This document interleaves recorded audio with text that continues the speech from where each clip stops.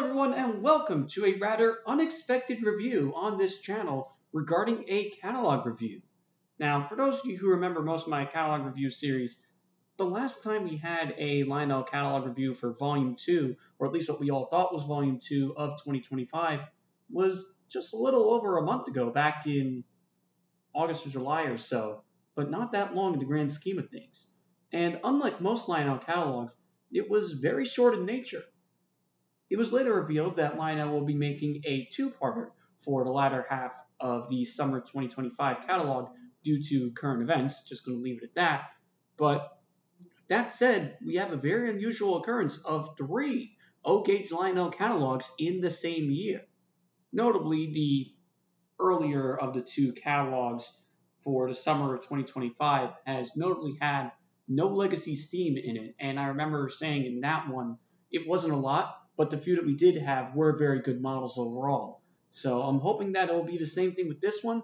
I'm assuming we're already having a continuation of the E8 model based on the rather simplistic cover art, I must say. I think this is supposed to catch the essence of what's supposed to be like the sketch or the blueprints of either an EMD E-unit or maybe a sketch for a new model train, what they would use as a basis before adding a new livery on it and then adding other details here and there, such as the riveting, maybe this is a train phone up here that the Pennsy E8s had, and other small details where Lionel really does a good job at making even the same model still have smaller differences to correspond with the railroad that they're selling it for. So with all that said, I'm going to try to keep this as equally brief as the previous catalog, seeing how it's not projected to be too much longer. So with all that finally out of the way, let's begin. Let's see what's inside. We have a table of contents. Introducing the first ever Lenny Awards. We're celebrating the people, trains, and passion that keep the Lionel community rolling. From Standpoint Hobbyists and favorite layouts, you get to vote and help recognize the creativity and dedication that define the world of model railroading. This is a pretty cool contest that they're having for the 125th. Good job. Hopefully we get some larger model train review channels nominated for some categories such as Eric's Trains. And right off the bat, we have Legacy Steam. This is Lionel saying, we heard you, here's your Legacy Steam for 2025. And interestingly, we're starting off with the USRA 080, which is one of the most commonly used starter set engines for Lionel during the, I want to say, late 2000s or mid-2010s. I say this in particular because I do have several Lionel starter sets that have this exact same mold, at least for regular O gauge, but I've never seen it done in O scale, and they seem to be doing a better job, especially with the boiler lines and the grab irons and other key details. And in typical O scale Lionel fashion, they're also changing up the respective models over here to be respective to their railroads. We got MKT with the headlight in the center, as well as the white smoke box. Other than the tenders being different, you also have Southern, which is very well made, especially with the pistons and the logo. And we also have a very interesting red number plate for Rutland and a black one for Alquipa and Southern. This is another good thing that Lionel does. They take a common mold and they give these smaller railroads a chance in the spotlight, to say the least. They give them recognition by putting them along with the other big names like Southern, New York Central, MKT. Also, apologies in advance if some of my sentences don't really make sense. It is past 10:30 on my end, and I'm just getting this in after a full day of work and errands. But as soon as I heard this was released, kind of dropped everything in my plans after errands and then decided to spend the rest of the night getting this up. So this way you all have my reviews and my opinions on most of these. So far we're off to a good start. Cover could be a little bit better, but it's interesting how they're using an O gauge starter set model and upscaling it to be more in-depth and giving it a lot more details, whether it be their headlight or white rims around the wheels and other small things here and there that help them stand out. And then we're right back to Legacy Gevos, or at least Legacy Diesels, specifically with the Gevo series. And speaking of O-gauge models going into O scale, we have the Area 51 Railroad ET44, now in O scale. Now this is something I didn't expect to see in an O scale version this quickly, because they originally released this engine as an O gauge model all the way back in 2020. I think it was based off of the popular Area 51 meme from like late 2019. But usually I would see Lionel taking a lot more classic and well-known O gauge models, such as some of the post-war engines as we saw in the previous catalog, or in the case of the last few pages, the 080s, and turning those into a more upscale version. But it's really odd to see this one O gauge starter set model in the midst of the other Canadian National Heritage units, as well as this Canadian National Veterans unit over here. It's just sticking out like a sore thumb, and that's not a bad thing. It's just unusual. Maybe they're limited by the number of new releases they can make in this relatively small catalog, but it's a pretty interesting model. I mean, they got all the CN GEVO Heritage units down here, as well as the other Veterans unit up here, but other than that, the length looks pretty accurate. The details look pretty good, although I don't remember offhand. I'm sorry if I don't remember this stuff. It's late at night. I'm tired. But I don't recall if the CN Heritage units offhand were ET44s or ES44 HDs. It might be ETs, but the primary difference is that the ETs had a much larger radiator in the back compared to the ES, which is a little bit more flat.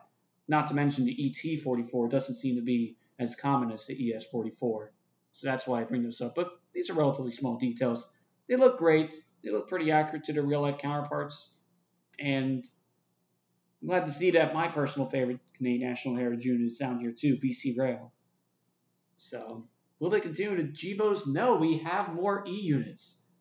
And that's another odd thing about this catalog. They advertised the E8s on the cover, but now the E8s are the third engine being released in the catalog. Because I think in previous years, when they would usually advertise the same one engine that they would have all these different variants for, that would usually be the first thing right after the introductory page or two. But now it's the third one in. Again, maybe it's due to smaller catalog, kind of limited as to how much stuff they can make. But yeah, at least we have more E units here, starting off with the B&O blue and white, along with some Baltimore and Ohio coaches down here. I feel this is a very overlooked era when it comes to model railroading, now that I think about it, because there aren't a lot of passenger or freight engines from the 1960s that were done in O gauge like this.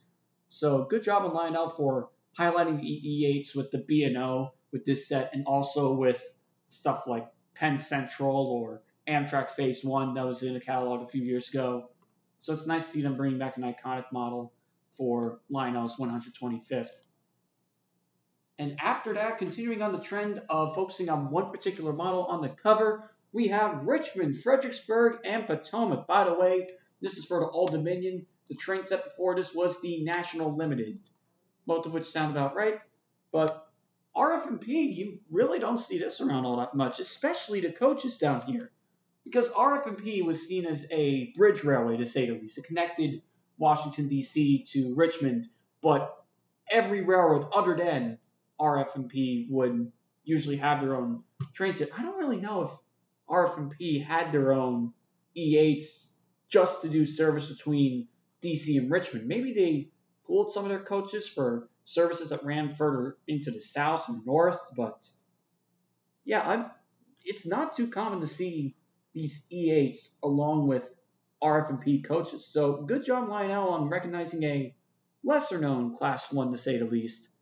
So this will definitely make a lot of rail fans in the Upper Virginia region pretty happy. So there's also something going on with that baggage door design for some reason. I don't know why, but I think the square doors in the window kind of remind me of, I guess, post-war baggage cars or other O-gauge baggage stuff, if that makes any sense.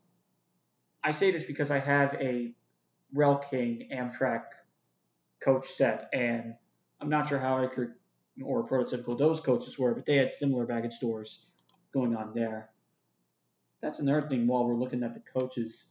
We have an interesting observation car design over here. It looks kind of standard, but the thing that really sticks out is the mostly silver, along with the navy blue and gold. It's a good color combo, and it matches the engines pretty well. And we have E8 variation number 3 with, now this one's really interesting because we have the Seaboard red and white, which already is, okay, not really that unknown. It's more of the well-known liveries, especially for Seaboard diesels post 1940s and 50s. But what really catches my eye is the coaches they use. Red, white, and red in the middle. I've never seen these before for the Seaboard era. And the fact that they decided to choose Pullman heavyweights instead of the two lightweight coaches that we saw earlier, namely for the Orange Blossom Special, that makes this all the more interesting. I probably shouldn't say I haven't seen it, so I don't think it's prototypical, when in fact there's probably a bunch of photos of these cars existing. Maybe not too many, but again, I'm tired. I'm just trying to get this through. So I do apologize again, but the way they have the roofs painted red, and this could either be a criticism towards the model or the real prototype if these coaches did in fact exist, it all, because of how much red there is on the top and the bottom of the frame, it almost reminds me of the Frisco and most of their diesel engines, and I think their coaches as well. So this is a very interesting design that Seaboard had, because Seaboard also had lightweight coaches that they used for other passenger trains. And even still, the heavyweights were usually in olive green. I mean, maybe there are a few other general coaches that were just painted in white or black, but I don't know about a whole train set like this. I'm just taken aback. It's a really interesting design that Lionel has to offer. Same thing with the observation car being open deck down here versus sealed off. And with variation number 4, we have the Texas and Pacific. Slight variation of the Mopac, or at least a Missouri Pacific subsidiary. But again, another rare instance where the Texas and Pacific is highlighted in model form instead of just being the Missouri Pacific. Probably got to say, out of the 4 E8s we have so far, this one's probably my favorite livery because the lines, the colors, the contrast, it just works so well on this engine. And the coaches look pretty good as well. It's a nice combo of blue and gray down here. So, interestingly, I don't see an observation car down here. Maybe that's prototypical to the TMP. They never rostered their own dome, so instead of just adding to the dome car to be complete, they left it behind and be more prototypical. So it's small details like that, even within larger train sets like these, that really help make Lionel stand out. Now, this is an interesting one. In addition to the E8s, we're going back to the F units with the Burlington Northern OCS. And do my eyes deceive me? We got a 6-axle engine in here.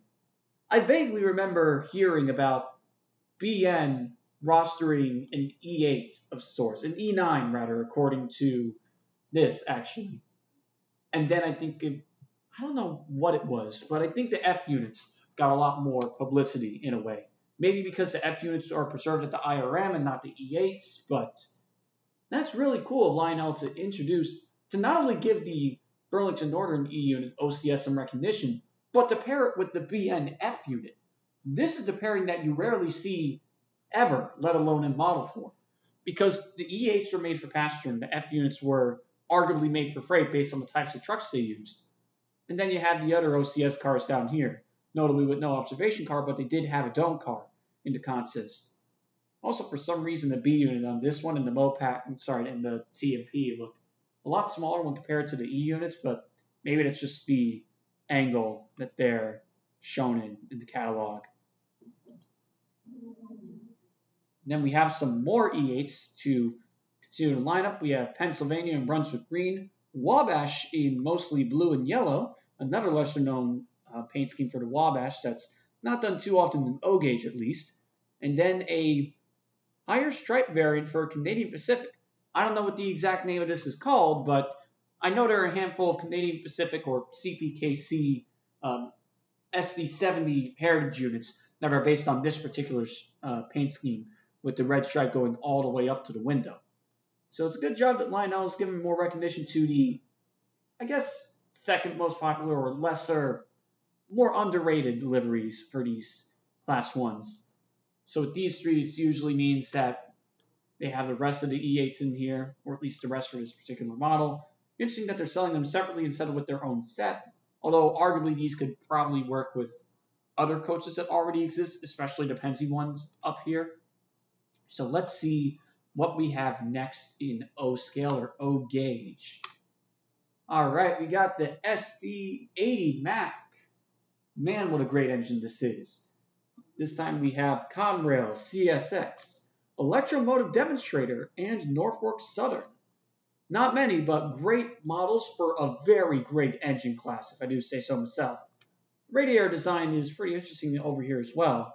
Looks a little bit more angled, and this back rectangle really sticks out. Interesting that we had some SD80s in YN3, out of all things, instead of the more well-known YN2. NS looks more or less the same. Conrail, pretty iconic in itself. And interesting that Lionel gives recognition to a demonstrator unit. Not too often that you see that. Now we have some more rolling stock, including some lesser-known exhibit cars and the Golden Spike Centennial Expo. We have some more freight cars over here, some hoppers, box cars. Usually I don't really spend too much time on the rolling stock. And just like that, with no introduction apparently, we are going right into O gauge, specifically with Lion Chief Plus 2.0, meaning we're having a slightly stronger motor for a much smaller engine, I must say. Really interesting that they released these smaller 060 switchers as their own class of engines this time around. I think the last time I remember seeing these, individually at least, was probably like the early 2010s. That's when the last time they really had their claim to fame. Other than that, they might have been including like maybe one or two mindsets in like the late 2010s, but these haven't really been in the market for a good while, so it's nice to see them back, especially in their very specific liveries. And because this is Lion Chief, I don't think there's too much variation with the details, but the colors definitely help overall. It helps give them more personality, especially with the Southern Pacific one up here and also CNR down there. So, interesting choice. It'll be nice to have these as pretty powerful switchers in the yard. Only one O-gauge class, and then you have some more O-gauge passenger cars, which are supposed to be great domes, I guess, for Texas Special, Christmas, Union Pacific, and Pennsylvania. Then we have a Lionel Lines Bluetooth boxcar with a speaker in it, along with a graffiti boxcar, some more buildings, boxcars, and that is it. Only 34 pages. I don't know if this is shorter than the original one or not, but yeah, that was really small. I don't even think we're at 20 minutes, and 20 or let alone 30 minutes into recording yet. But it's interesting how they decided to make this one separate when compared to just doing the full Volume 2 release like in previous years. I mean, there isn't anything bad in here. It's just a lot to take into account, I guess. I mean, it's really one class for O-gauge Lion Chief. Maybe it's because they already had more Lion Chief engines in previous catalogs, so maybe there's just not too much to add on this particular case, because there have been plenty of instances in the past where the Volume 2 catalog straight up omits several categories or series of engines because they were already covered in the Volume 1. So I'm not mad about that. It's just kind of odd to see all this O-scale stuff and then one dedicated section for just Lion Chief. Again, it's not bad. It's just something I'm not used to. But they definitely held up to their word by going all out on the E8s as promised in the cover. We have a grand total of 1, 2, 3, 4, 5, 6, 7, 8 E8 variations. 8 variations of E8s. 88s. Maybe they did that intentionally. Or 7.5 E8s if you want to count or if you want to omit the Burlington Northern F unit over here. Maybe that's a nice little nod to their earlier summer release. But while we're here, definitely, since there's not much to go over, favorite train, or at least favorite item in the catalog, absolutely goes to the Texas and Pacific E8. That is such an awesome color scheme, very well detailed. And wait a minute. I thought those looked a little bit shorter. Wait a minute. Whoa, hold on. What's going on? We have two E8s for B&O, RF and P, Seaboard, Pennsylvania Wabash, and Canadian Pacific. But apparently Texas and Pacific is also an interesting E8 and F3 lash-up over here. So we also have mixed DMD engines. And you can tell because the F unit is much shorter when compared to the E unit. Not just counting the truck difference, but I don't know if that's prototypical or if Lionel decided to throw it in because maybe the F units are more common, but that is a really interesting detail. And I thought the B unit for Texas and Pacific was a little bit shorter as well. And that B unit isn't offered with any of the other E8s. It's only between Texas and Pacific and Burlington Northern. So, yeah, this is a great attention to detail, Lionel. Definitely the favorite model of the set. So, yeah, with all that said, it's another instance of seeing how it's a part 2 to a part 2. It's not as much, even when compared to the previous one, but they made it work where it counts. They highlighted, briefly based on the cover, they highlighted the E8, and they certainly delivered on the E8. So great job with Lionel for that. And with all that said, there isn't really too much else to say for now, other than thank you all for watching this catalog review. And I guess while we're also here, don't forget to vote in the Lennies, or the Lenny Awards, now that Lionel is introducing that. I'm not sure if they're only doing this for 125th or if it'll be more of a yearly occurrence, but it's a pretty nice thing that Lionel has. So don't forget to vote in the Lennies. And as always, if you like the video, don't forget to like and subscribe for more. Have a good day.